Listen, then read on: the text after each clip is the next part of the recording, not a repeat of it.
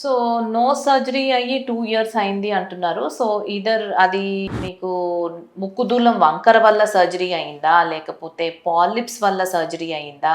అది అనేది క్లారిటీ లేదు. But in case if at all అది ముక్కుదూలం వంకర వల్ల కనుక మీకు సర్జరీ అయ్యుంటే, but usually after 18 year old. Before 18 years మీకు సర్జరీ అయ్యుంటే కనుక ఆ బోన్ మళ్ళీ కొంచెం ఏమన్నా పెరిగే అవకాశం ఉంటుంది. But in case after 18 years మనం సర్జరీ చేస్తే అది యూజువల్లీ బోన్ రీగ్రోత్ అనేది మనం ఏం చూడం after 18 year of age. So but in case మీకు బోన్ వంకరతో పాటుగా ఏమన్నా అలర్జీ సిమ్టమ్స్ ఏమన్నా ఉంటే, అంటే ఈవెన్ బిఫోర్ సర్జరీ బిఫోర్ కూడా మీకు ఎక్కువ తుమ్ములు రావడం కానీ, లేకపోతే ముక్కు నుంచి నీరు కారటం, లేకపోతే ముక్కు పట్టేయటం, ఇలాంటి symptoms even before surgery allergic symptoms ఏమైనా ఉంటే కనుక అవి ఈవెన్ ఆఫ్టర్ సర్జరీ కంటిన్యూ అయ్యే అవకాశం ఉంటుంది. సో ఇఫ్ ఇన్ కేస్ మీకు అలర్జిక్ సిమ్టమ్స్ తో పాటుగా ముక్కు బ్లాక్ అవుతోంది అంటే probably that is because of allergy. But ఈ 18 ఇయర్స్ తర్వాత ఒక్కసారి మనం ముక్కుదూలం ఆపరేషన్ చేస్తే అది మళ్ళీ గ్రో అయ్యే అవకాశం ఉండదండి. Also in case polyp surgery అయ్యి ఉండి